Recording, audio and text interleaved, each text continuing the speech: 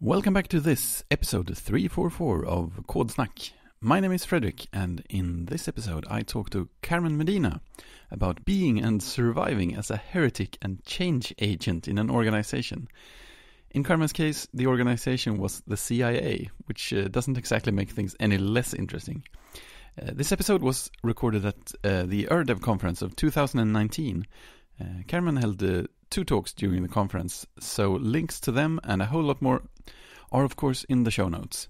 And the show notes are available in your podcast app right now, and also at kodsnack.se/344. That's about it for now. Enjoy the interview and have a very Merry Christmas and a Happy New Year. So, welcome to the podcast, Carmen. Thank you. Who are you?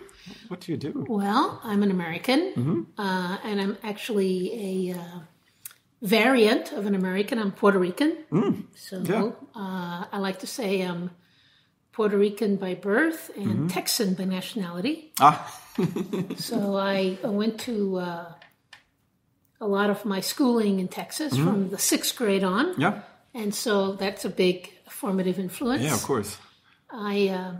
But now I live in Northern Virginia, near the capital. Yeah. And I'm a veteran of the CIA, which people find endlessly fascinating. Yeah, me too. And I was a heretic at CIA. And so now that I'm retired, I spend time talking about some of the lessons I learned about how to be a successful heretic. Yeah. Diversity of thought, which is very related to that idea. Yeah. And just generally how to be a good thinker, which I find an endlessly interesting idea. Yeah, and interesting and very useful as well. Yes. It's something everyone can have a use for. Exactly, yeah. And I guess that's how you ended up at this conference as well? Yeah, I think what really happened, as I recall, is that I've been going to the Idea Festival in Austin, Texas, South by Southwest. Oh, yes, I heard of it. For many years. And 2 years ago, a Swedish journalist was there. And he asked me for an interview, and I gave it to him. And I think it appeared in some newspaper here in Sweden, which, of course, I was never really able to read. No. But I think that's what got the attention of this organization. Yeah. Makes sense. Yeah. So and it was all about being a rebel at work. Yeah. So I co-wrote a book. Called Rebels at Work, and where the co-author and I, Lois Kelly and I, talk about how can you effectively advance your ideas when you're not in a position of power in an organization. Yeah, which is super interesting. I think everyone wants to know more about how to do that. Yeah. So you were a heretic in that way at CIA? Yes. Was it something that you came to sort of intentionally, or did you sort of fall into it? I fell into it, and I think the primary issue that I was a heretic about is that in the mid-1990s, when the internet was emerging, I went, oh my God, this is going to change everything. And a lot of people thought that, if you can think back to that period of time. Sure. But not a lot of people at CIA thought that. They were very conservative about it. It's a big organization. Yeah. And then one of the things that I realized after the fact is that by arguing at the CIA that the internet was going to change business for all knowledge organizations, so we had to figure out how to adapt. Yeah, of course. I was arguing theological change. So if you think about it, the internet back then was about being open, free information, very equal information for all. The CIA's not about any of that, right? No, not really. No, not at all. It's about secrecy. And so one of the lessons I learned about being a change agent or a rebel at work is one of the things you have to do early on is think to yourself, okay, is the change that I'm advocating something that is consistent with the organization's values, or is it really antithetical, heretical? Yeah. And then I'm not saying you don't do it, but it's much harder if you're arguing for theological change. Yeah. So you have to be really smart about it. And this was a theological change. Right, exactly. So did you manage to be smart about it? No. So I was horrible at it. It was very bad. Yeah, there's no other way to learn. Though. Yeah, you're right. There is no other way to learn. And I just, I made every mistake. So some of the mistakes that happen that you easily fall into, it's all about your ego. Mm-hmm. You're the one with this great idea. Yeah, everyone else is obviously... everyone else is obviously stupid. Yeah. It's their fault. They don't understand. And so I did that. Mm-hmm. I alienated many of my significant friendships. Mm-hmm. At that point, I had been at the CIA like 15 years, and I had developed a core group of women friends, actually, who we were advancing together. And I blew up all those friendships. Oh. I became known as cynical and negative, and I'm not cynical and negative, I don't think. Don't give that impression. No, but it's not a good look for leaders, cynical and negative. That's a good point. And at that point, I was competing for leadership positions and not getting them because you come across as cynical and negative. Oh, yeah. So I made all those mistakes, and one of the things that I advise rebels at work, change agents now, is a survival skill is you have to know when to quit, or at least when to back off. And I didn't know, but I eventually had to back off, and it was that process of backing off and getting a little bit healthier again that allowed me to make a second push for these ideas, and that was a lot more successful. Okay, sort of finding a different approach. Yes, and approach is the right word, actually, because when you're making theological change, it's one strategy or tactic is to approach it through an adjacency. So your idea has this set of principles, and the organization has that set of principles. It's good to find a place where they can overlap a little bit and try to sell your idea using the language that your organization understands. Oh, yeah. And that's eventually what happened. So that's, right there's like 3 or 4 lessons there about being a change agent. Yeah. Right? So it's sort of trying to start with the overlap and then sort of sneaking in. Approaching it kind of in the side door. And in my case, on the internet, what actually happened was that we were having a lot of problems, the CIA, with information leaking, being insecure, because we delivered paper products all over Washington, D.C., and they were easily copied and lost. Yeah. And so the agency decided it needed a manager, someone to work on a program to make all that material more secure. Yeah. And one of the responsibilities for this new position was to explore digital technologies. And so I went, okay, this is my chance. If I nail the security part of it, then maybe I'll get an opportunity to nice alignment. To experiment with other things. So it was a classic example of approaching it through an adjacency. Yeah.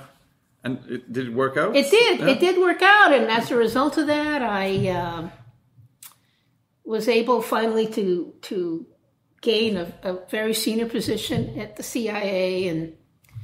And because of that, I was able to say yes to lots of other great ideas. Because, I was someone that believed in new ideas. Yeah.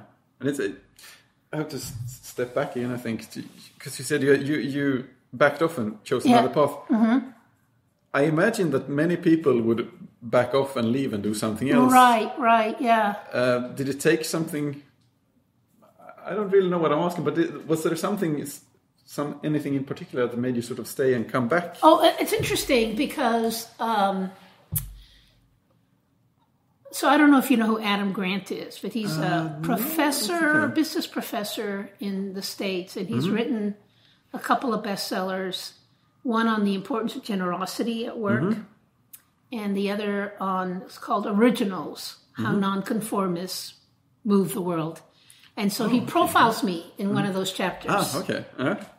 And It's a strange experience. It's okay though. He's a really wonderful person, and he kind of pointed the finger at what made me try again, which was this new job that I just described. I would be working for the man who had been my favorite boss. Oh, nice. During my career. So I had worked for him 2 previous times. This ended up being the 3rd time. And I don't think that I would have applied for the job if I had not had this feeling of comfort with this person. And so Adam Grant, the author, asked me, what kind of boss was he?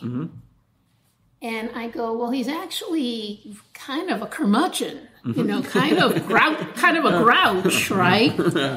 And but the fact that he was a grouch meant that I would get honest feedback from him. Oh yeah. And what Adam Grant writes in the book is that often the best boss for a change agent is not a loving hugs, kind of person, but a tougher person, because a tougher person, a person who gets along with everyone is unlikely to fight for your ideas as effectively as this grouchy person. Yeah, of course. If they come to believe in you, right? Then you have a lot of credibility. And that's exactly what happened. Yeah, because if they will tell you when it's bad, and if they start saying something else, then you're onto something. And Mike that was his name. He's the kind of guy who gave you just enough rope to hang yourself with, right? That's what you need. Or to succeed, one or the other, right? Just enough rope to shoot yourself in the foot, as they say. That's to mix a metaphor. Yeah. That reminds me of a funny metaphor done on purpose. Yeah. And the woman said, there is no silver bullet that fits all shoe sizes. I love stuff like that. Yeah, it's just so silly, right? Yeah. But it's incredible. Bosses are important. Yes, they are important. Yeah. Was there other factors that helped or hindered as well? Another thing that helped. Well, and I didn't recognize what I was doing at the time, but in hindsight, I realized what happened was that I got advice from what I call bureaucratic black belts. These people who are experts at understanding the bureaucracy. Yeah. And we had a technical issue, so we were starting now to produce digital versions of our material. Yep. And what happens when you use Microsoft Word or any other composing software is that it has revision history. Oh, yes. And the revision history, you can see what's happening, is attached, right? Yeah. So parts that we had taken out because we didn't want this particular person to see it, if they were clever, they could figure out where it was. Because this is almost 20 years ago, and we didn't have... I don't think PDFs were widely used then. We just didn't have any other mechanism. Yeah. And so I remember when the security guy came and said, "You've got a problem." And I was like, oh, shoot. And this woman that I had really kind of ignored because I thought she was just a bureaucrat. I had to turn to her because she was the expert in the agency on this kind of issue. And it turned out that she was so eager to help. That she actually wanted to support the idea. And she, if I had included her from the beginning, I would never even have had the problem, right? And so a piece of advice is that you've got to befriend the bureaucratic black belts in your organization. Sometimes if you're an idea person, you're not very good at the details. No, usually perhaps. Exactly. And so Hope was a great example of the kind of person that a change agent needs to learn from rather than ignore, which is kind of what their bias is, to ignore that kind of person. Yeah, they're sort of static. They're ingrained in what already is. Right, exactly. Yeah, it's funny. The previous CEO of our company, the company where I work, he apparently worked really closely together with a guy who... Now that you describe it, that guy was the bureaucrat. Yes. He definitely was not Right, and I can see why that worked out now. Yeah, and that reminds me, there's like a subspecies of the bureaucratic black belts. You often see a really great visionary leader is often accompanied by someone who is his right-hand person who has a different temperament, can take care of all the details. Yeah. And you'll see them go to jobs together. They'll go from this, and they go almost like a team, right? Yeah. And so we call that kind of person, we call them tugboat pilots. Makes sense. Right? They're like the little boat next to the big leader, and they're making sure the big leader the maneuvers everything correctly. Yeah, exactly. Yeah. Without them, you're hitting reefs and stuff exactly, all the time. exactly. So. It's I wonder who the best bureaucrats are in our company. Yeah, well, it's good to get to know them, And a piece of advice, I don't know if it works in your company, but it certainly works if you work for like a government or any kind of organization like that, where there are jobs in that organization that help you learn to be a better bureaucrat. Like there might be a chief of staff job, or someone that has to deal with the budget, or with resources of like logistics of some kind.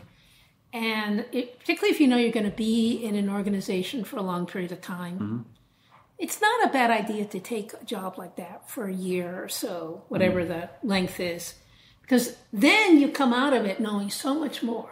Than other people. Sort of embed yourself for a while. Embed yourself for a while with the enemy, so to speak, right? with the other type of person. With the other type of person, right? Yeah. So, and I think this is very common.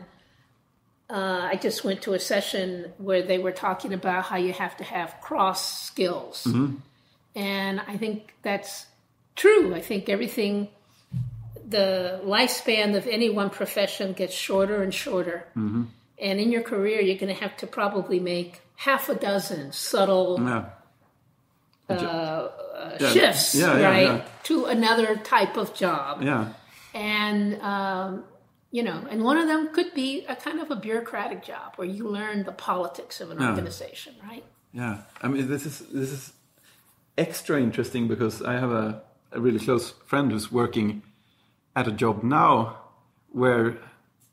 Now that we're talking, it's starting to seem to me like the job is basically to be a change agent. Right.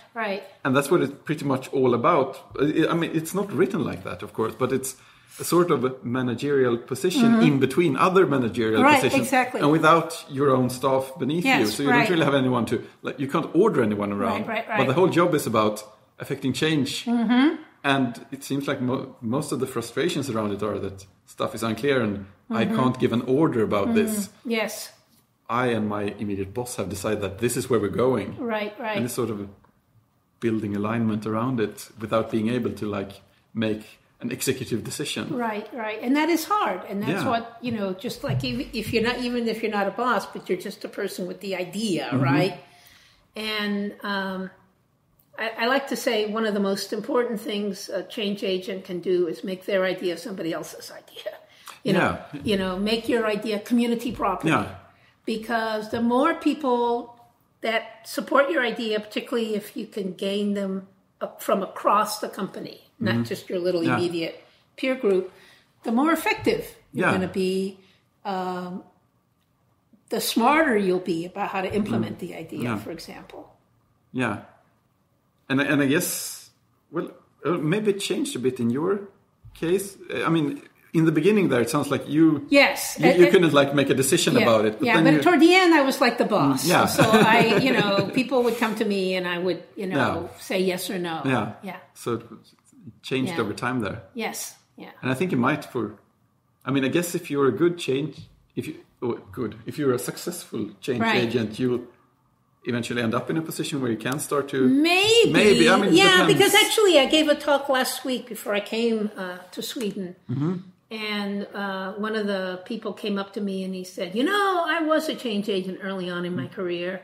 And then I found out that after we had made the big change, my idea was successful. Yeah. There wasn't a job left for me, and he says, and he said, I was not a very smart change agent because I didn't make sure there was a job for me, and so then I had to leave. And I said, that's probably not unusual, right? No, I would think so. Yeah.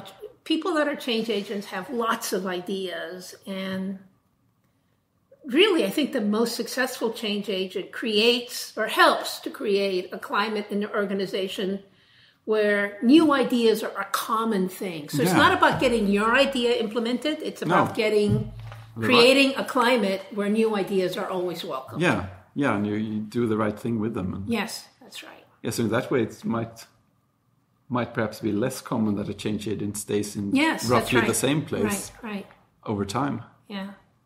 Yeah, that's interesting as well, because I was thinking that maybe the other thing that could happen, I guess, is that you create a change and then you become sort of the maintainer of that change.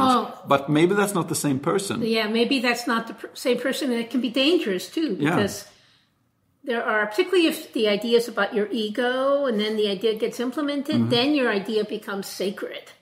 And you've got to remain open to the next good idea, right? Yeah. Because it's always going to be coming. Yeah, of course. So do you go to lots of software development conferences? I don't, but I do talk more than you might think to people that do development. Yeah. So, for example, the book Rebels at Work was published by O'Reilly. Oh, yeah. So we were, published by a high tech. Yeah, definitely. And they were, and I think they still are, interested in doing more work in what are called soft skills. Yeah. But they're not soft. No. They're like really hard for a lot of people. They are the hard ones. They're just different skills. Yeah. They're not soft skills. They're just different skills. Yeah. And I have talked to cybersecurity summits, so they're mostly developers, but they're in that cybersecurity space. Yeah. And I've spoken 4 or 5 years in a row at South by Southwest, which again has not all developers, but has a plurality of people in IT. Yeah. So I do, and I find it very interesting to listen to the conversations, because it's really it's a different outcome, which is code. Yeah. But it's basically knowledge work. And I grew up that my career is as an analyst, and so I understand knowledge work and how difficult it can be. Yeah, and everyone's always excited to change in positive ways. Right. And now, it's all about continuous development now. And how do you do quality control? And, and it's similar kind of dynamics. Yeah, and I will always feel like it's good to get ideas from the outside, because otherwise it can become kind of insular as well. Right. Sometimes it feels like developers have this kind of megalomania where we're always at the center, and it's all about spreading our ideas outward. Right. Well, and one thing I was going to say, so first, if you're a software developer in an organization where software is not the outcome, so let's say you're a software developer for Volvo or IKEA, so they sell cars and household goods. They don't sell software. Yeah. And so in that sense, you're always likely to be a little bit of a rebel at work, because, your ideas are to automate a process or now perhaps to use artificial intelligence for a process. And that's always going to be a little antithetical to, we make cars, we work with steel. Exactly. It's physical. Yeah, it's physical, right? So I think and I imagine, most software developers work for companies in a facilitation way. The software is not the product. The software is what helps the product get made, right? Yeah, sort of a tool along the way. Yeah, and then the other thing I would say about being at a software developers conference is I really look forward to talking to them about diversity of thought, because you can't escape the fact, attending a conference, that it must be 90% men. Yeah. And mostly young men. Yeah. And that's great, but there are all sorts of issues that, really, and I know that they want to be sensitive to it. I certainly ascribe good intentions to it, but nevertheless, it's hard for you to be sensitive. It's like, when you ask a fish, what is water? The fish goes, well, I don't know. What is water, right? This is something. So, it's less bad than it used to be, but there's still such a long way to go. Yeah, and software is just going to become so much more important as we move toward this age of algorithms. And, machine learning and artificial intelligence. And how do we... I have a question for you, actually, which is, it's a stupid question, but one of my guiding principles is always ask the stupid questions, right? I try to do that as well. And so my stupid question is writing code and writing algorithms the same thing? And if not, how is it different? I think it depends on who you ask. Really. For me, it feels like there's some kind of difference of nuance between algorithm and code in one way. In one way, I think, no, it's the same. Right. A code is describing what to do. It's an algorithm. It's an algorithm, right, yes. But I think, when I think of an algorithm, I think of something a bit more mathematical. Yes. And a lot of code is more, not quite prose, but something... It's syntax. Yeah, right. yeah. It's commands. Yeah, and also it's not... A lot of it isn't about the computation that the computer does per se, but it's more about explaining it to other programmers, other people reading the code. There's a lot of talk about that in software development, about writing. You write code once, but you read it 1,000 times. So writing for another human is really perhaps the more important part, because the computer will always execute the instructions. It will follow the algorithm. Right. But if I look at it and I have named everything something that only I can understand, and only I can understand today, if someone else looks at it in 2 weeks, it's still crystal clear to the computer what happens, but that person won't understand it because I labeled it something strange. I call it chocolate cake when it represents a car or something. So in that way, I feel like it isn't algorithms. Right. Maybe what the computer executes is an algorithm, but what I write sometimes isn't. Right. But it's probably the case that there are software developers, coders. Yeah. But that was another question I had: is how is a developer different from a coder, or are we really talking about the same thing? I think we're talking mostly about the same thing. Mostly about the same thing. Yeah, I use it pretty interchangeably. Yeah. But are software developers coders? Are there some who are not going to be able to make the transition to artificial intelligence in the sense that programming is going to be more difficult, more mathematical, more nuanced? I feel like that's the case, but that might be because I'm already way into my career, and I think of machine learning and stuff as very mathematical and very much algorithms and data structures and stuff. But the thing is that as soon as it starts to become really popular and useful, it will get wrapped up in nice little libraries, and you will think of it on a higher level of abstraction. Right. And then I'll probably be able to use it again. So it'll just be kind of plug and play. You'll just more or less. I mean, it's not every developer now writes assembly code, which is much closer to the machine. Yes. And I know it's there, but I can't write it. Right. And I get by. So I think it's some part of that as well. I wouldn't be able to transition to be a developer of the algorithms of machine learning, probably, without lots of work. But I will definitely be able to use those packaged up libraries and reason about those. There